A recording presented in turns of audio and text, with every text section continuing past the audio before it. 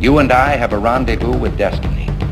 We'll preserve for our children this, the last best hope of man on earth, or we'll sentence them to take the last step into 1,000 years of darkness. We can deport violent, illegal criminals. That makes a lot of sense. I continue to believe Mr. Trump will not be president. Obama was not the president for this system. Do you think that House Democrats and Senate Democrats should try to cooperate with Donald Trump if he tries to kick people off their health insurance? We're going to have a Youngstown street fight. The American people, they voted against Hillary. They voted against this administration. We pledge allegiance to one flag, and that flag is the American flag.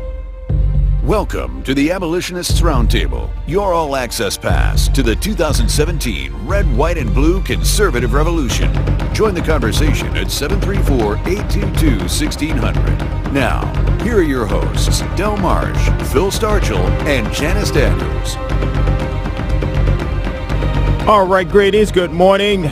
Thank you for joining the Abolitionist Roundtable. Greetings. This is the Abolitionist Roundtable. And again, I want to say good morning to you. We believe that the 2017, we're going to take advantage of this, folks. It's going to be an awesome year. So whatever some of the things that you wanted to try to do this year, try to just stay on pace. Stay on pace, whatever it is that you want to try to accomplish this year. So go ahead and stay on pace because this is going to be an awesome year, and we all want to celebrate together. Secondly, I want to just mention February again. This is this is our seventh year. Last month we celebrated 7 years. So on radio. And 7 years on radio, and we're gonna continue with our fundraising month. You can go to our website at artofmichigan.com. If you'd like to also be a part of the conversation, but you don't want to call in, you can send us an email at art@whamradio.com, art@whamradio.com. During the radio show, I guess when I start the second half of the break, I give you a mailing address again, but you can mail all correspondence to Art of Michigan, P.O. Box 135, Garden City, Michigan 48135. And so we need your support. Whatever your support, you can come up with. If it's something small, if some people can make a large financial gift to the Abolitionist Roundtable, and it'd be greatly appreciated. Matter of fact, how you spell million is M-I-L-L. I know some people out there that can write that check. And it'll be a check that'll be greatly appreciated, and we can do a lot of work with that money.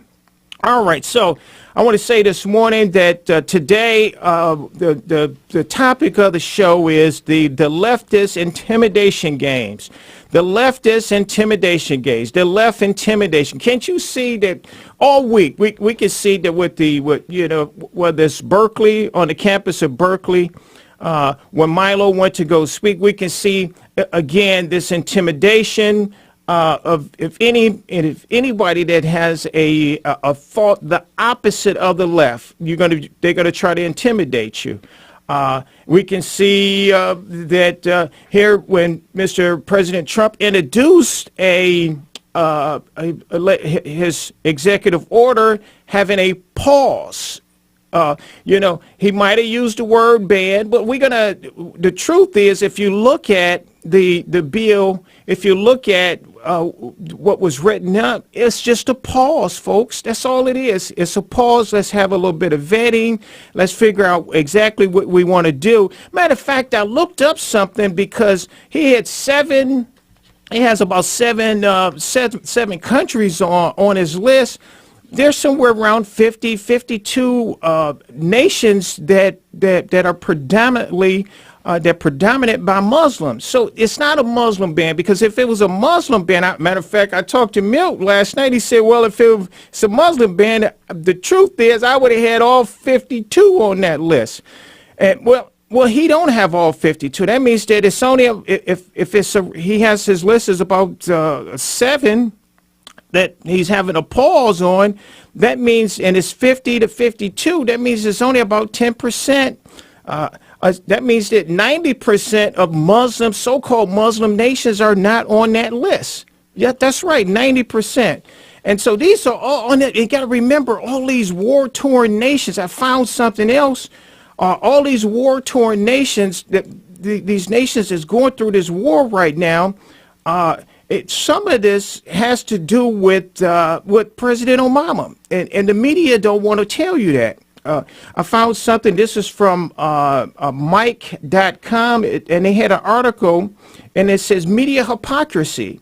It says Obama bombed 5 out of the 7 countries that Mr. Trump put a pause on. Wait a minute. You mean that President Obama bombed some of these countries? Yeah, with drones. Some of these war-torn nations over there right now are torn up, and some of that responsibility and some of that blame can go back to President Obama. It was something that he did. I want to read something. This is from NPR. This is, again, when you read the headline and you read some of this, again, folks, there's so much fake news out there that we're going to have to go through some of this. Here, let me ask you a question. Out of the list of 7, how many on that list of 7 that ban Jews from their Muslim nations? How many of those 7 nations, how many of them that ban Jews? Because there's a list out there of Muslim nations that ban Jews. How many would you say are on that list, Phil? Good morning, Phil. Oh, good morning. I would say probably knowing that that in Israel, and maybe one of our Jewish listeners might want to call in, but you know when Netanyahu came to the White House and Barack Obama made him come in through the back door and buy the garbage cans and stuff.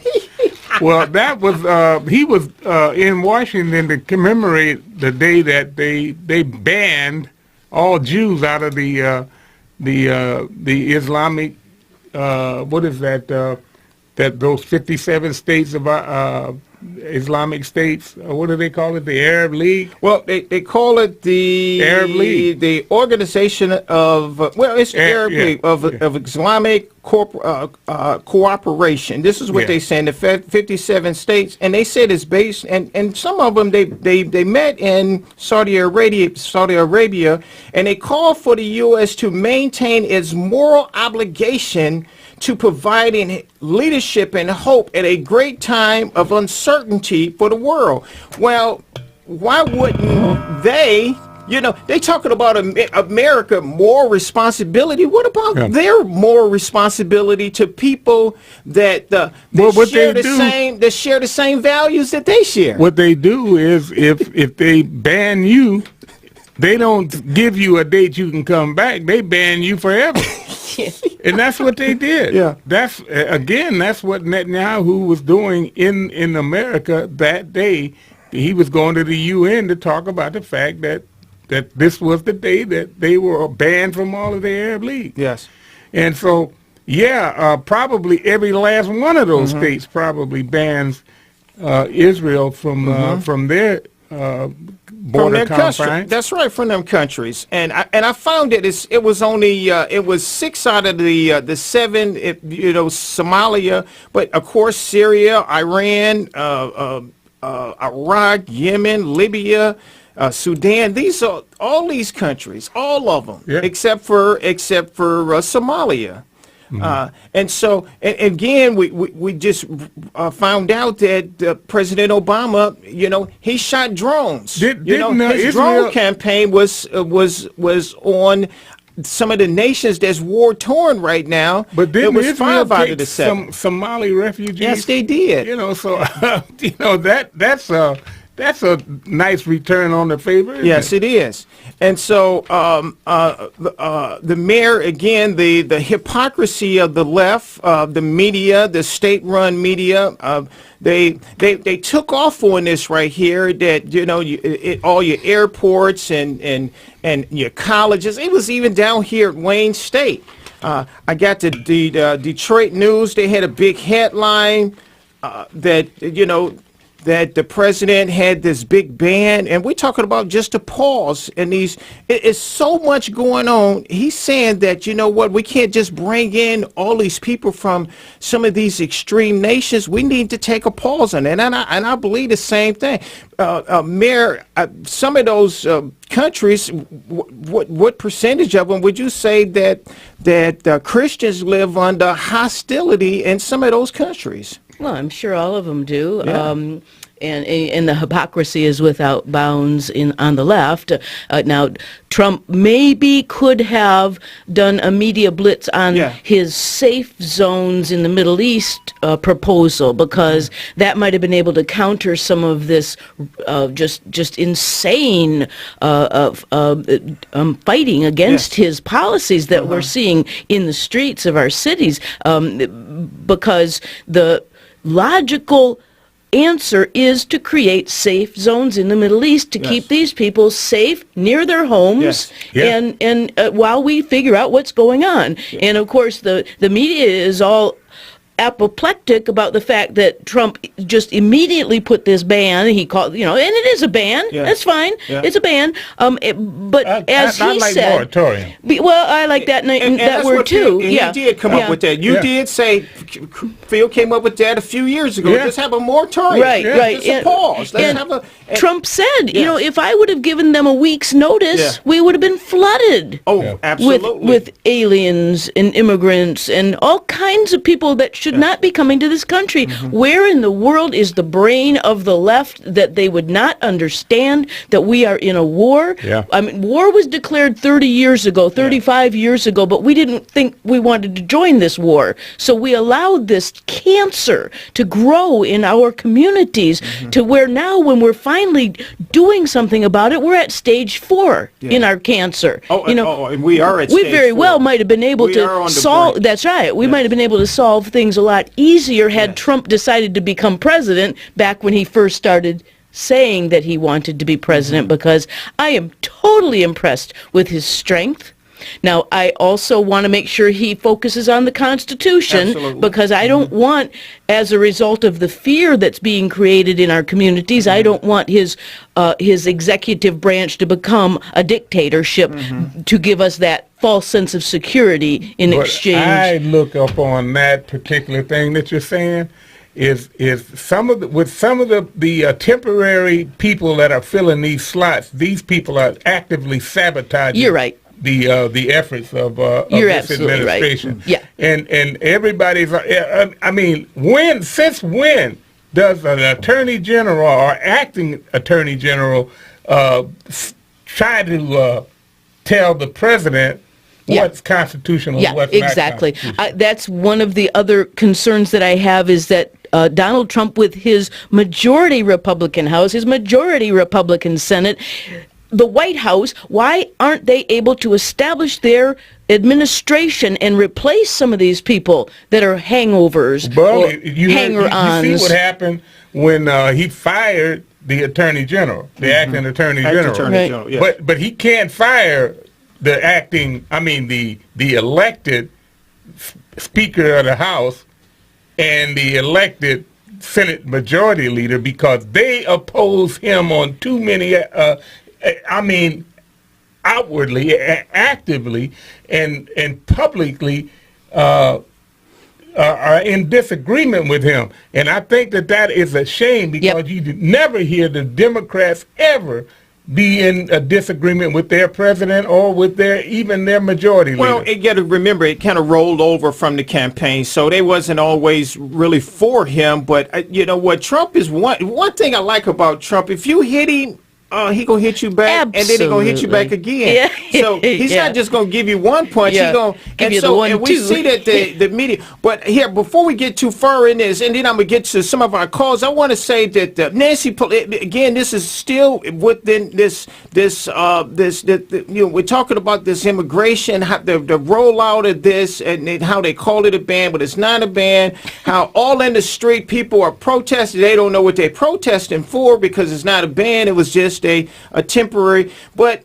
Nancy Pelosi had she was on fake news. They called it the Clinton News Network, or sometime called CNN, and she had a town hall with a nice lady from one of those from Yemen, one of those war-torn countries that Mr. Obama, former President Obama, bombed with some of his drones, and also he helped fund some of the proxies that's going on right now. But she had a question for Nancy Pelosi. Derek, on soundbite number 1, please. Sorry. And my mom is now recently living in a destroyed house because of the airstrikes. And she wasn't able to come to the United States. Pause there for a minute, Derek. Just pause there for a minute. Now, remember, President Trump has only been in office, 10, 12 days. So some of this stuff that's going on, he don't have anything to do with. Yeah. Does he have anything to do with? He ought to use Barack's term for that. I inherited this. There you go. That's what he should. That's right. That's right. But anyway, so all right, go ahead and finish up. She had a question for Ms. Pelosi. Trump did. So my question is, what can let me pause again. Let me just tell you what she's trying to do. Let me set the table. She's trying to read from her the question from a phone that CNN gave her. Wait a minute, because it's not her question, because she can't even hardly read it. Yeah. When you listen, she can't. What does but I am a refugee. But what is Could somebody from CNN please come help me read this question y'all gave me? Go ahead. Democratic leadership could help us. What could you help us and our people to ensure that more families are not torn apart? Oh my gosh. Thank you. Matter of fact, Derek, save that for a minute. I will let you listen to a little bit of what Nancy Pelosi. Again, this is fake news. This is why CNN is losing credibility. Mayor, they're losing it because they planted her with the question. Exactly. Just like Nancy Pelosi was heard in the background saying to the guy who was talking, "Tell him you're a Muslim." It never ends. So fake news is helping create all this chaos that we see in the street. Right. They try to come up with this instability, and then they want to keep saying that Trump is, he's not the person that we should have as president. She always blinking her little eyes. Yeah. Trump is he's not qualified for this position. So they're going through this litmus test about Trump. Phil, but again, fake news. Well, I hear a lot of people talking about he's not legitimate, he's not qualified, and all of this, but they never made any of those references to the previous president. Right. And this is what really gets me angry about it, because they got something different though. That's why when people raise the question that that the previous president. Was not, he was a round peg in a square hole, because his philosophy was not compatible with the predominant economic system and the political system in this country. He is a socialist communist, and he is he's not for free markets, he's not for open markets, he is for control by the government. The government is in charge, and he wanted to let everybody know. And if you don't believe it, look what one of the first statements he made when getting in office.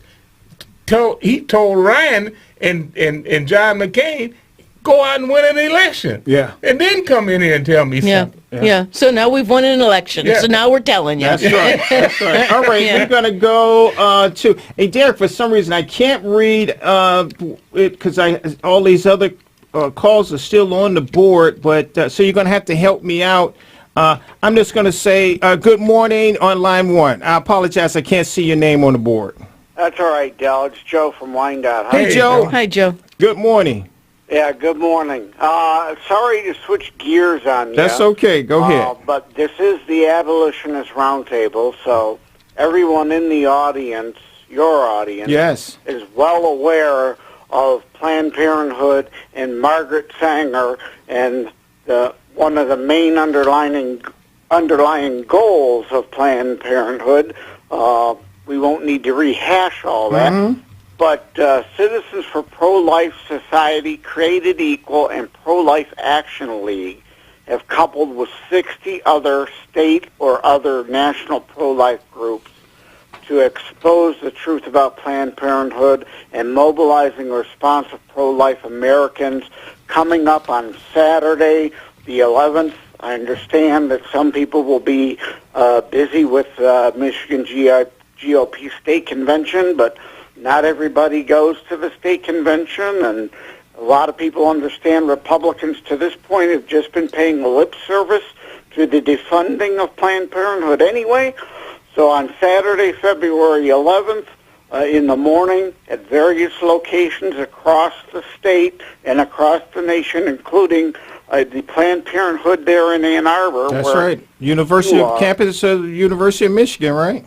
And all their Michigan campuses. They're organizing a protest for the morning. Mm-hmm. People want to learn more. They can go to protestpp.com. Real simple. Protestpp.com. Learn more about the groups. Learn more about the exact locations. Like I said, Ann Arbor, Detroit, Livonia, Warren. So there's several in the area. You can coordinate one yourself to help you coordinate one if you'd rather have one in another location than that. So encourage everybody that you know that's pro-life, that's not going to the state convention, to hopefully attend one of those, and hopefully we could start to make a little bit of a difference. Absolutely, and we know that a lot of this immigration and bringing in people from all across the world is because of is the result of abortion, and so what liberals are trying to do is in these what they call sanctuary cities, they're bringing in people from all around the world because they having a shortfall of people. They have a shortfall of their replacement rate. And so that's one aspect of it, and the other aspect of it is that these are innocent children, never committed a crime, never stole anything, right. And so our most innocent, our most precious, we letting them go into a clinic and they sucking their brains out. And I'm sorry, go ahead, Phil. And the main thing, you hear these people talking about equality. Yeah.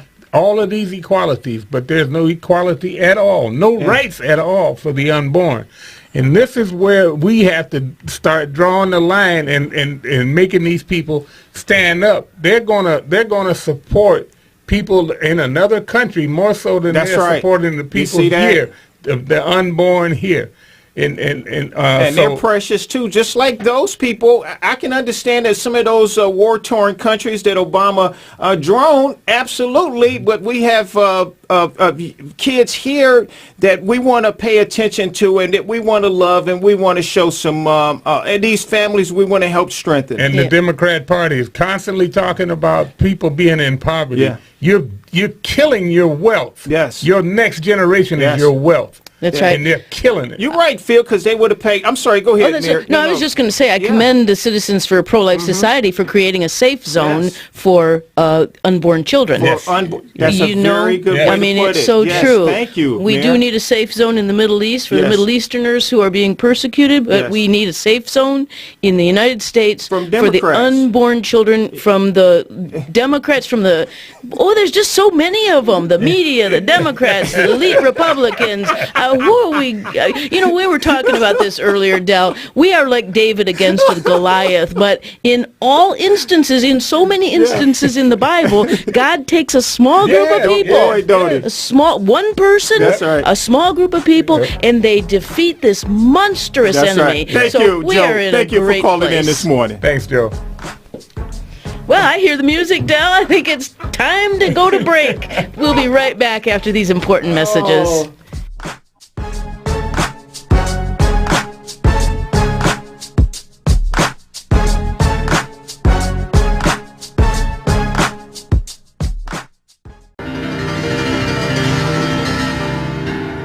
You're listening to the Abolitionists Roundtable. Patriotic, red, white, and blue, conservative all-access radio. With your hosts, Del, Phil, and Janice. They're leading the charge in advancing the conservative revolution. Join the conversation at 734-822-1600.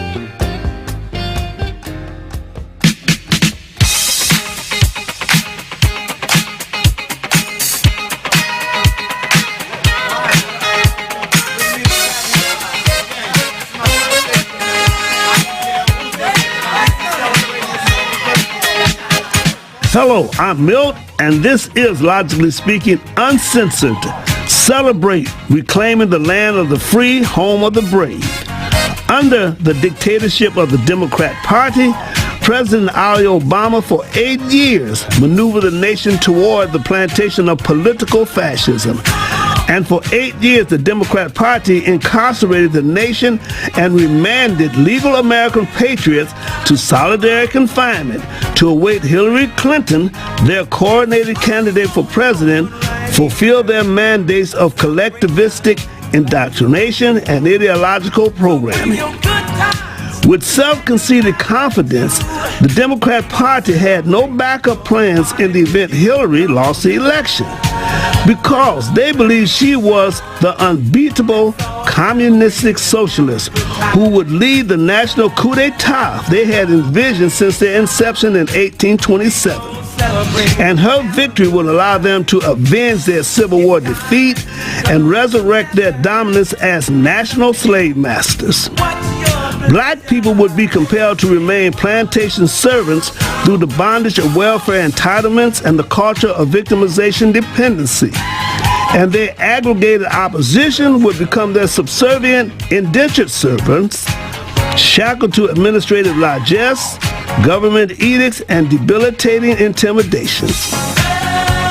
With demonic political machinations and the collaborative collusions of a seditionist media and academic overseers, the Democrat Party had managed to convince Americans to reject the melting pot concept as a unifying factor.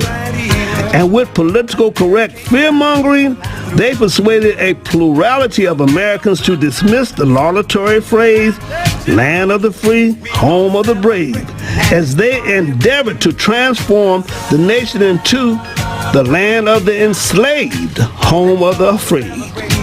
On November 8, 2016, a courageous alpha male named Donald J. Trump proved that American bravery was not dead, as he fearlessly dedicated himself to reclaiming the United States as the land of the free, home of the brave, where the national anthem could be sung with pride, the American flag would be honored, not desecrated, and the Pledge of Allegiance would be revered, not mocked.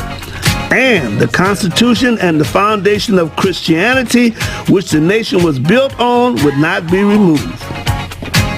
Friday, January 20th, 2017, was a day of unprecedented joy as millions of legal Americans celebrated the patriotic bravery of Trump, who triumphed over the vicious assaults of Democrat Party icon Hillary and Hate America First anarchists.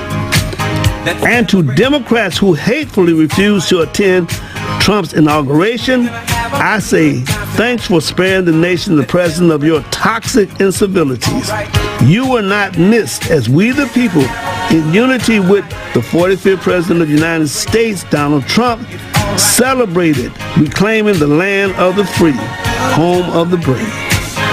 I am Milt, logically speaking, uncensored, saying, think about it and celebrate.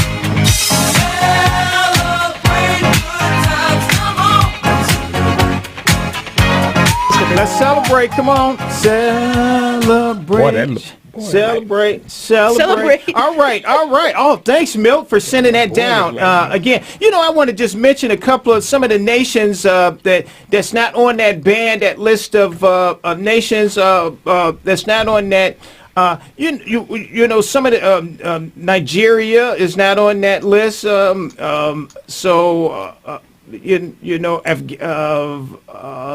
Shucks, the writing is so small you can't even see this stuff. I'm sorry. Oh my, Muslim countries. And so I was just going to try to. It's so small I can't even see it. I'm sorry, man. That's why I gave it to you. Bangladesh. There you go. Yeah, Chad. There's a lot of nations that haven't been put on the list that probably should be. In fact, right at this point in time, we ought to have a ban on immigration into our country completely until we figure out what's going on. And I think that's what Donald Trump said in the beginning. And today is no different than a month ago or 2 months ago. And you know what, Phil and we can go back, if we go back and listen to some of our tapes 6 months ago, a year ago, 2 years ago, this is something all of us has been saying. Consistent. Phil came up with this. We come up with a moratorium. We need to on all immigration for a little bit. He said, I think you came up originally maybe a year or something like that. This is only 90 days. It's only 90 days. And it's only 7 countries. That's a concern of mine. And so, CNN put this Yemen woman, they couldn't read the question, so they try to create this false narrative, and Pelosi, she gonna blame it on Donald Trump. What had nothing. He only been in office 10, 12 days. I'm gonna clear some of the lines, and we still have a lot that we want to continue with, and we have. Let's go to Ed on line 1. Good morning, Ed. How you doing? Good morning, guys. Hey, I just want to point out probably the obvious. I know it's been said before. Yes. But not this morning. Yes. So basically, these same countries are the same countries that Obama put a ban on earlier. Right. We remember that Carter did the same thing, right? Yeah, Carter, this is not something new. Yeah, go ahead. Yeah, and then now we have the Iran sanctions that are coming back again, and that's a ban on travel and a ban on economic activity with a primarily Muslim country. And yet doesn't seem to be any outcry against that. And why is that? Because everybody knows that Iran's a bad actor. That's the problem. Not that they're Muslim. Right. Well, these other 6 countries are all bad actors. It's not that they're Muslim. No. Their Muslim leanings or, proclivities may lead them to bad activity, but it's not like everybody else said. It's not Indonesia. Well, you know what, Ed, it's like we can repeat over and over and over again that Obama was the first person to put these countries on a list of a sort, and we can say that over and over and over again, but we have to remember who the left is talking to. They're talking to the man on the street who can't identify who Ruth Bader Ginsburg is. This is the mentality of the people who this media push is directed at. It's not me, you, it's not Ed. It's the people on the street who don't know their, oh my gosh, what could I say? Oh boy, all right, it's still a family show, huh? Well, remember that the left, like Nancy Pelosi said, you told a lady in there that you referenced, she said, your family is suffering because the president is reckless. Yes. I mean, come on. In 14 days?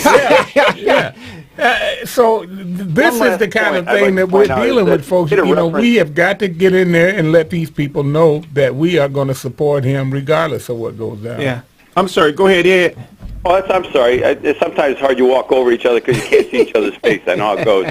But you've got a comment that you guys made this morning. One of you, I couldn't tell who, that Ryan and McConnell were not backing Trump, and yet every news report I see says that they are. So I want to make sure that it's understood there is unity on this amongst the Republican Party. Well, I agree that it is reported that they are backing him, but you hear them getting sort of cold feet when it comes to this health care thing, and then when they make statements like Ryan made about it was a clumsy rollout, I didn't hear him say anything about a clumsy rollout when Obama did the same rollout. But he did it for 6 months instead of 90 days. I do believe it was clumsy, and a lot of us believe it was clumsy. Yeah, just because you believe it, that doesn't mean that the leader of the House of Representatives should be agreeing with the opposition, because they're saying some reckless stuff. And it makes it out like everybody is against Trump's policy because it's wrong or it's unconstitutional, and that's not true. It's neither wrong nor unconstitutional. Well, that's right. That's right, but that doesn't mean it wasn't clumsy. For instance, green cards. Well, green card. When you say clumsy, couldn't it be a little bit of sabotage too? I don't know, could be. Yeah, it could be a little sabotage too. Some of the people that are in these positions overseas did not have to do that rollout exactly like they did it. They didn't have to take people off of airplanes. Yes. They didn't have to tell people that that it was being done because of their homeland and their because they were Muslim. That's what came out. That was the outcome of it. There's a reason I never joined a biker gang back in the day. And that's because somebody might say something in the wrong position, in the wrong place, the wrong bar, and all of a sudden a fight breaks out, and you got to back them up for what they said, and you don't agree with the way they said it. It may have been true, but you didn't need to start a fight with it. I'd be careful about buying into the media's narrative of being clumsy. You mentioned green cards. What makes a person nonviolent just because they have a green card? I don't think there's a real clear distinction about that. So I'm supporting a ban on all people coming into the United States until, as Donald Trump said, we figure out what's going on. What is wrong with that? What is clumsy about that? And to make a moratorium an immediate effect, I think that's great. I don't think that's clumsy at all. A green card is something that you've acquired, and I read up on it a little bit more again this morning before we were talking. A green card is something that you acquire after you have applied and after you have been vetted and after you've actually been here a while. Then you get your green card. So these are people that are presumably have been to the States and back again. They're not the swarm that's coming in over the border. They're different people. Now, I could be wrong on that. You might be, because some of the people that they brought forth in this, some of the people that were interpreters and some of the people that worked in the cultural areas that worked along with the United States in those countries had to back up and wait for a minute, but they put a special not a moratorium, but a special order on it, and they were moved out and given access to the country. But what I'm saying to you is that I believe that there were some people in positions that made this stuff a little bit more antagonistic than it should have been. The way the news media presented it. Absolutely. Because they didn't actually read exactly what the proposal was about. Well, because they want to pick and choose every single thing that this president is doing and make a big issue about it. They're using everything they can. They're throwing the entire kitchen sink at him. And the last thing is that instead of clumsy, I would say that they were maybe a little bit rushed. They may have wanted to continue with the fact that they are doing things and getting things done on a timely manner. And they may have pushed it a little bit only faster. 109 people seem to have been affected by this, and the media has blown it all out of proportion. They have. And they intentionally doing that on purpose. And they will every issue, every time. Thanks, Ed. I need to clear the board. We got a few more calls. Thanks. I appreciate you calling this morning, too. And we want to go to Gary from Hazel Park. Good morning, Gary. Morning, Gary. Hey, good morning, guys. Good morning. Hey, my point's very simple. You mentioned that the left was intimidating the people of America. They've moved past intimidation and they've moved on to terrorize. Yes. Yeah. That's a very good point. The what we're seeing in the streets is just unacceptable. And they are saying it. They're telling people it's time that we start killing people. Exactly. Oh my goodness! You're right, Phil. That's a good point, because it was a lady at from Black Lives Matter. and she was, oh boy, I couldn't play the soundbite because every other word was an F-bomb, F-bomb, F-bomb. But she shouted, "We need to start killing white people." Yeah. So this is what's interesting, Gary, is this lady was a preschool teacher. Yeah. Oh, yeah? She was I'm talking about she actually shouted out, but it was so many. I'm talking about doing the whole rant. I don't know if you had a chance to listen to it. Doing her whole rant, it was F-bomb, F-bomb, F-bomb. That's it. I don't know why she hasn't been picked up. She's being incarcerated right now. You know, well they're going to pause because some groups have special rights, and so they're not going to pick them up, but they're going to watch her. But it shows you how far we've gone, how far over the edge these people have gone. Yes. You remember Sister Soldier, right? That's right. She's even become an icon because it's a Sister Soldier moment, right? Right. We no longer have Sister Soldier moments. Oh, boy. Because See you guys out there next week on the 11th, and we'll protest some more. Take it easy, guys. All right, take it easy. Thanks, Gary. Yeah. You know what I forgot to mention, that on Monday is, I don't know if you remember this, is President Reagan's birthday. Wow. President Reagan's birthday is on... how old would he be? I don't know. But on that day also is another guy birthday. It was born in 1964. He looked at his birth certificate. It didn't say African American on it either. And that was Dale Marsh. Happy birthday. So what did it say on there? It says Negro. Negro. And Milt called me and said, "You know what? I looked at mine too. It did say African American on it." And so, because you hear Jamie all the time, man, it's getting hot up in this studio too, man. When you start getting a little older, my wife, she said, "Man, why you?" I go downstairs, man. I have to turn that heat down, man. I get hot now. Yeah. Do you start over 50? You start getting a little warm a little bit. Yeah.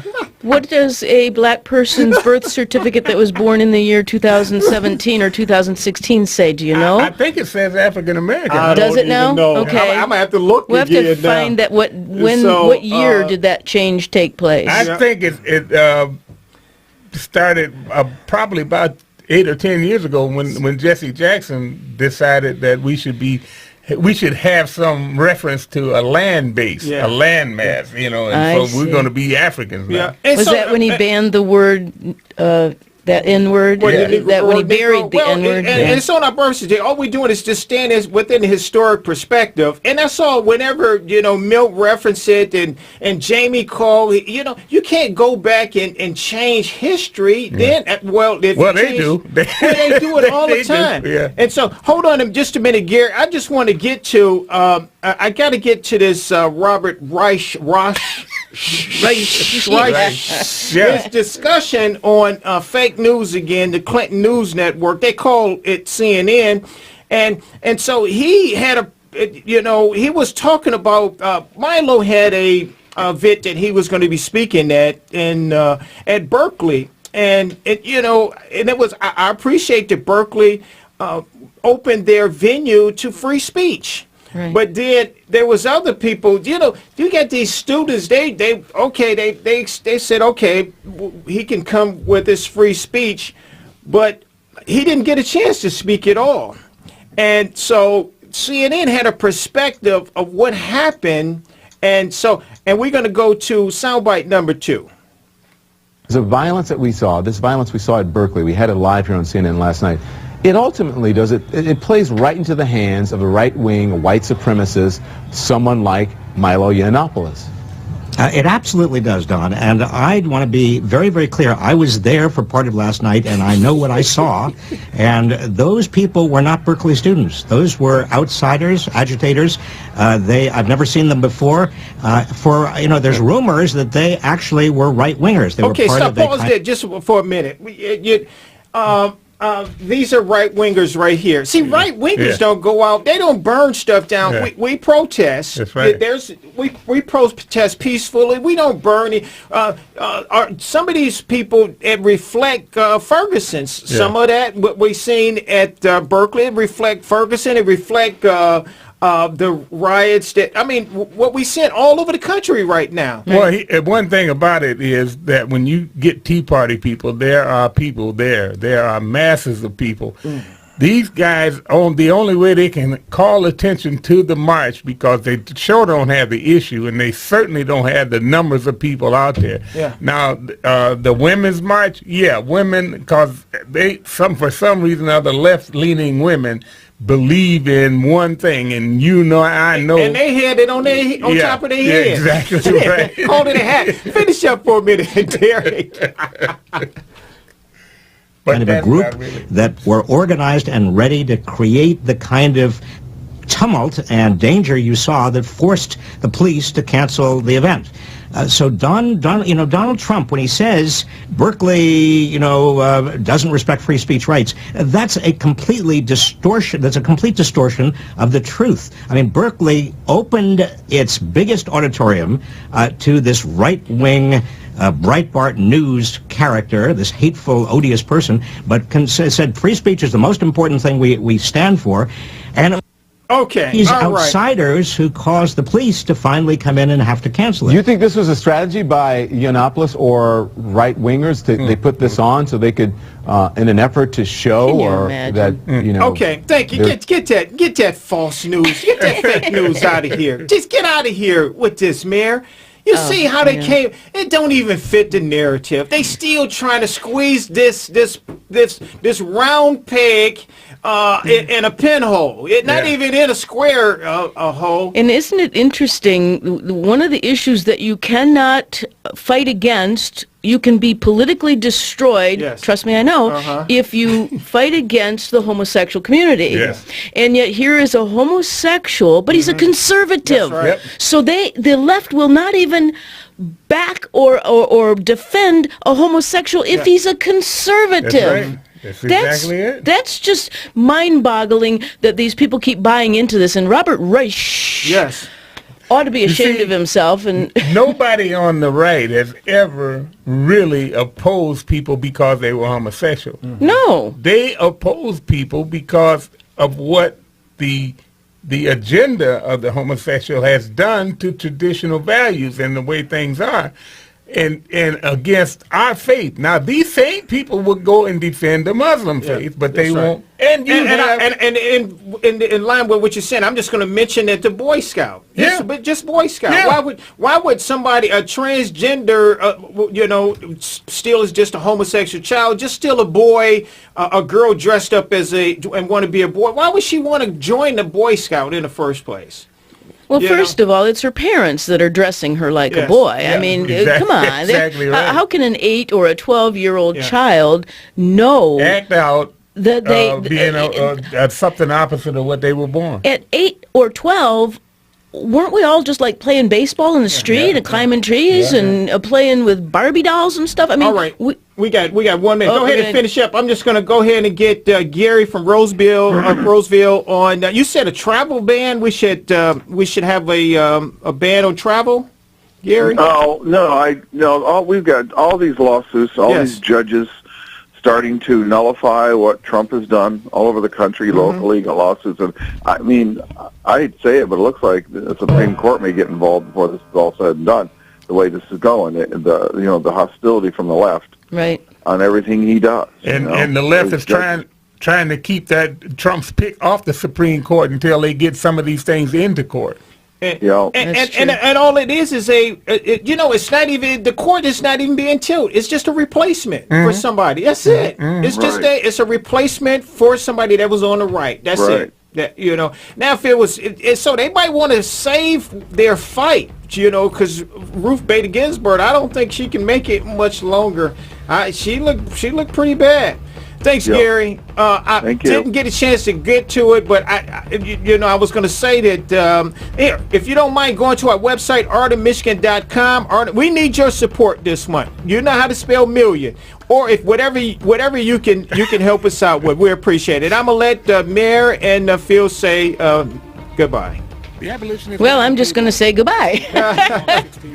That's it. All right. See you next week, folks. Discussions by mailing correspondence to Art of Michigan, Post Office Box 135, Garden City, Michigan 48135. Or follow Phil, Del, and Janice at artofmichigan.com. You can also send emails to artofmichigan@hotmail.com. And most of all, continue to listen every Saturday and tell a friend.